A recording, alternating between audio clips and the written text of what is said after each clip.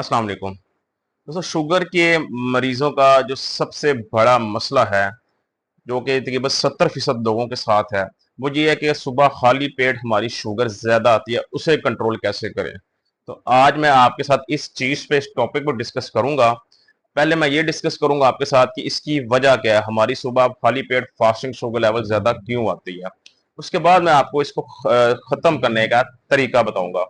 तो वीडियो में लास्ट तक मेरे साथ जरूर रहिएगा, ताकि कोई ऐसा पॉइंट मिस ना हो जाए जरूरी, जिसकी वजह से जो बाद में जो है ना आपको मसला पेश है। तो दोस्तों, अगर बात करें रात को जिस टाइम हम सोते हैं, हमारी जो बॉडी है वो वीक स्टेट में चली जाती है, कमजोर हालत में चली जाती है। हम, क्योंकि हमारा जिस्म मूवमेंट में नहीं होता, हमारी बॉडी के मसल्स काम करना बंद कर देते हैं, हमारी हार्ट बीट स्लो हो जाती है, हमारा जो सांस लेने का तरीका है या हमारा सांस लेने की जो एक रेंज है, लिमिट, वो स्लो हो जाती है।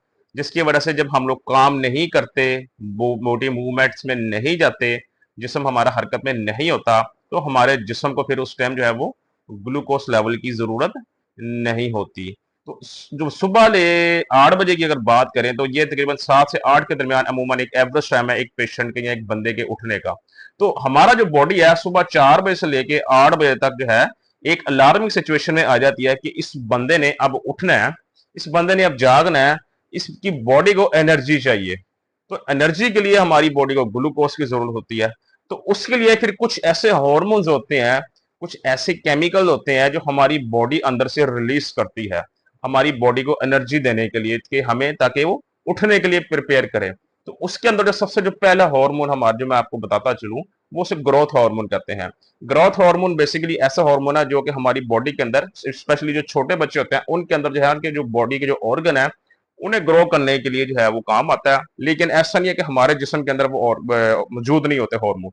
वो हार्मोन्स का क्या काम है, हमारी बॉडी के अंदर डिफरेंट जो है, जो जिस्म के अंदर तोड़ फोड़ होती है, हमारी बॉडी के अंदर जो हमारे मसल्स हैं, जिस्म के जो दूसरे हिस्से हैं या ऑर्गन हैं, उनकी रिपेयरिंग के अंदर जो है ना ये काम करते रहते हैं। तो ये क्या करते हैं, ये भी जो है हमारी बॉडी के अंदर जो है वो ग्लूकोज रिलीज करते हैं। तो जब ग्लूकोज रिलीज करते हैं, तो हमारे जिस्म के अंदर क्या होता है, खून के अंदर ग्लूकोज लेवल ज्यादा हो जाता है। एक हमारा जो है ना वो होता है कॉर्टिसोल। ये एक स्ट्रेस हार्मोन होता है, जो हमारी बॉडी जब एक स्ट्रगलिंग स्टेज में होती है, कोशिश कर रही होती है किसी चीज के खिलाफ, मजामत कर रही होती है, या हम परेशान होता है, ये जो है ना ये हार्मोन जो है वो उस टाइम रिलीज होता है। तो सुबह के टाइम जब हमारी बॉडी अपने आप को प्रिपेयर कर रही होती है उठने के लिए, तो उस टाइम क्या करता है, ये कॉर्टिसोल रिलीज होता है। और कॉर्टिसोल क्या करता है, बॉडी के अंदर जो है वो शुगर लेवल या ग्लूकोज लेवल बढ़ा देता है।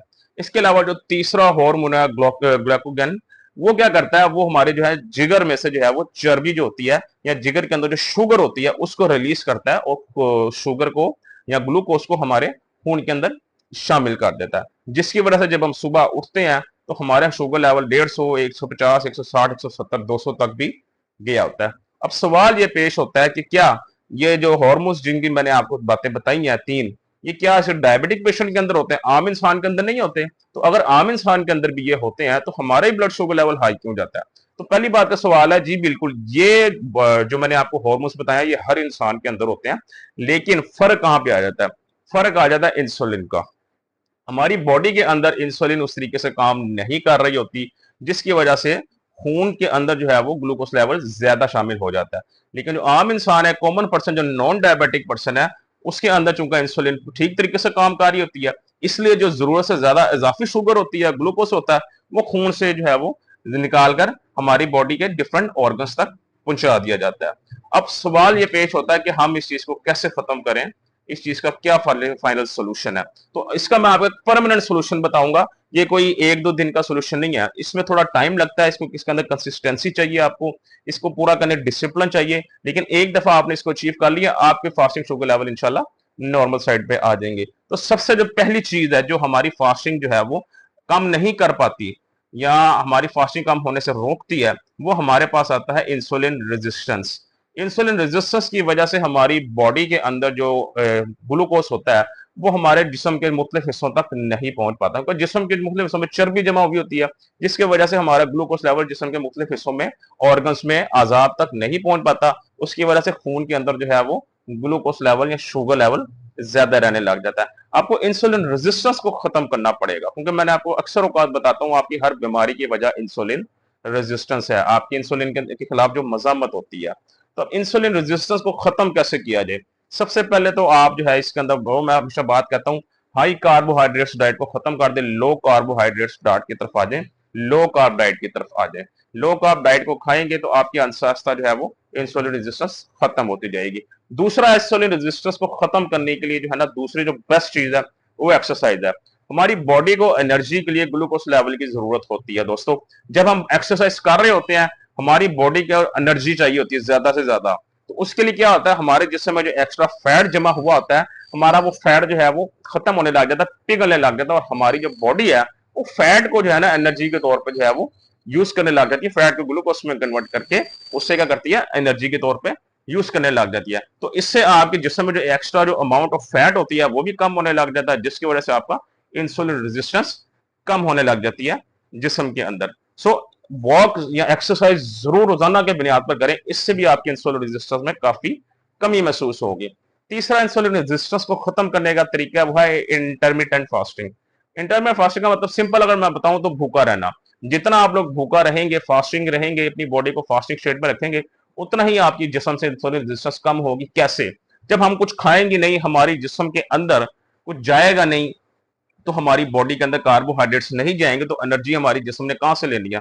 तो वो क्या करेगा, एक तो आपके जिगर के ऊपर जो चर्बी होती है, जिगर के अंदर जो उसने ग्लूकोज स्टोर की होती है, शुगर लेवल स्टोर किया होता है, उसको यूज करेगा। दूसरा, हमारे जिस्म के मुख्तलिफ हिस्सों में जो चर्बी जमा हुई होती है, हमारे पेट में या स्टमक में, मैदे पे जो चर्बी जमा हुई होती है, वो चर्बी को जो है ना ये एनर्जी के तौर पे यूज करता है। लेकिन अब यहाँ पे मैं बात एक बताता चलूं, अगर आपने इंटरमिटेंट फास्टिंग की तरफ जाना है, फास्टिंग करनी है, तो आप अपने एक दफा डॉक्टर से भी रिव्यू करें, क्योंकि समटाइम्स वो मेडिसिन आप ऐसी खा रहे होते हैं जो हमारी फास्टिंग को इतनी ज्यादा सूट नहीं करती, या मेडिसिन की डोज को हमारी कम होती है, या कोई डोज को ज्यादा करनी पड़ जाती है इसके साथ। तो एक दफा इस लिहाज से को रुजू जरूर कीजिएगा।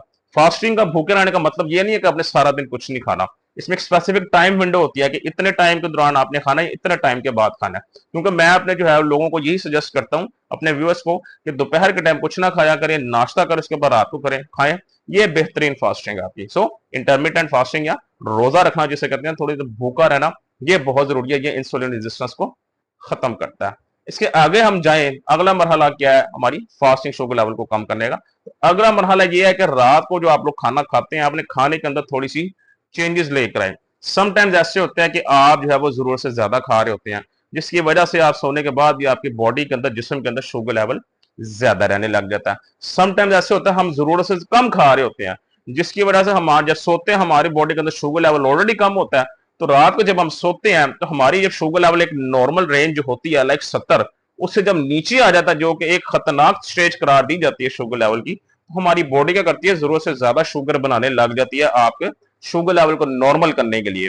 तो उससे क्या होता है, हमारे जिस्म में शुगर लेवल जरूरत से ज्यादा शो होने लग जाता है, जिसे हम लोग स्मोकी इफेक्ट भी कहते हैं। जिसमें ये होता है स्मोकी इफेक्ट कि आपके जिस्म में जो शुगर लेवल है वो जब हद से ज्यादा कम हो जाए, तो आपका जिस्म जो है वो शुगर लेवल खुद से बनाने लग जाता है, ताकि आपकी बॉडी को कोई खतरा लाहक ना हो। तो उससे क्या होता है, खून के अंदर जो है जरूरत से ज्यादा फिर आपके ब्लड ग्लूकोज शामिल हो जाता है। तो उससे भी फिर जब आप सुबह उठते हैं, आपका शुगर लेवल ज्यादा आता है। तो खाने में थोड़ी तब्दीलियां करें। एक तो ये कि खाना 7 बजे के करीब खा लें हद, और दूसरा ये कि अगर आप कोई ऐसा खाना खा रहे हैं जो कि बहुत हाई कार्बोहाइड्रेटेड है, उसको थोड़ा कम करके लो कार्बोहाइड्रेट डाइट पे लेकर आए। प्रोटीन देखें आपकी डाइट में प्रोटीन कितना, अगर बहुत ज्यादा प्रोटीन डाइट खा रहे हैं वो भी नहीं अच्छी आपके लिए। तो नॉर्मल प्रोटीन डाइट होनी चाहिए। अगर जितनी जरूरत है प्रोटीन की उससे कम खा रहे हैं, उसको भी थोड़ा सा बेहतर करें। एक तो ये आप करें। उसके बाद आप अपनी जो मेडिकेशन है उसको आप अपना जो है ना देखें कि आप मेडिकेशन सही खा रहे हैं। समटाइम्स आप ऐसी मेडिसिन खा रहे होते हैं जो आपकी शुगर लेवल जो रात को सोने के बाद ज्यादा लो कर देती है। तो उससे क्या होता है, हमारी बॉडी अचानक से ज्यादा ग्लूकोज लेवल बनाने लग जाती है, जिसकी वजह से जो है वो हमारी एक्स्ट्रा शुगर जो है वो जिस्म स्टोर नहीं कर पाती, और सुबह हमारी फास्टिंग ज्यादा आ रही होती है। तो मेडिकेशन चेक कराएं अपनी, क्या ऐसी कोई मेडिकेशन तो नहीं आपकी चल रही, या कोई ऐसी मेडिसिन तो नहीं आप खा रहे जिससे आपके शुगर लेवल को फर्क ही नहीं पड़ रहा। आप सोते हैं तो आपका 300 350 शुगर लेवल होता है, तो सुबह ऑलरेडी वो फिर ज्यादा आएगा। तो अपनी मेडिसिन के बारे में अच्छी तरह मेक श्योर करें कि मेडिसिन आप जो है वो ठीक खा रहे हैं, आपके शुगर लेवल नॉर्मल होते हैं जब आप सोते हैं, ना ही जरूरत से ज्यादा है ना ही जरूरत से कम हो। तो इस चीज को भी मद्देनजर आप लोग जरूर रखें। और लास्ट चीज आखिर में मैं आपको जो बताऊंगा वो स्लीप है, सोना। एक अच्छी नींद 6 से 8 घंटे की नींद डायबिटिक पेशेंट के लिए बहुत जरूरी है। बिकॉज अगर आप इससे कम सोते हैं, 4 घंटे, 4.5 घंटे, 5 घंटे इतना सोते हैं, तो एक तब हमारी नींद नहीं पूरी होती, तो हमारे अंदर जो हार्मोन्स होते हैं हमारे, वो हमेशा जो है वो डिस्टर्ब रहते हैं। जब हार्मोन डिस्टर्ब रहते हैं तो हमारे ब्लड शुगर लेवल अंदर स्टेबल नहीं हो पाते। मैंने आपको पहले भी बताया था, जब हमारा जिस्म मजम्मत करता है, मजम्मत की जो है कंडीशन में होता है, तो अंदर जो है ना कॉर्टिसोल, जो एक स्ट्रेस से रिलेटेड एक हार्मोन है, वो रिलीज होता है। और कॉर्टिसोल रिलीज होने से क्या होता है, sugar level, glucose level high होता है। तो अगर आपकी नींद पूरी नहीं होगी तो आपकी बॉडी उसके अगेंस्ट जब मजामत करेगी तो क्या होगा, कॉर्टिसोल रिलीज होगा। कॉर्टिसोल रिलीज होगा तो क्या होगा, आपका शुगर लेवल ज्यादा होगा। तो ये कुछ एहतियाती तदाबीर है, इनको अपनाएं। ये आपको मैं लॉन्ग टर्म बेनिफिट के लिए बता रहा हूँ, ये मैं आपको शॉर्ट टर्म बेनिफिट के लिए चीजें नहीं बताई। इन पे बाकायदगी से डिसिप्लिन के साथ अमल करें रोजाना की बुनियाद पे, इंशाल्लाह आपके sugar level fasting normal side पे आ जाएंगे। जो रैंडम शुगर लेवल है 2 घंटे बाद, वो अमूमन लोगों के नॉर्मल रहता है, लेकिन सबसे ज्यादा मसला फास्टिंग शुगर लेवल का है। ये थोड़ा टाइम लेते हैं कंट्रोल होने के लिए, लेकिन कंट्रोल हो जाते हैं। सो जो आपको तरीका बताया, इस तरीके पे अमल करें, इंशाल्लाह आपके खाली पेट सुबह sugar Aahista Aahista normal side पे आने लग जाएगी। कि कल इंशाल्लाह दोबारा आप लोगों से मुलाकात होगी। अपना ख्याल रखिएगा। अल्लाह हाफिज।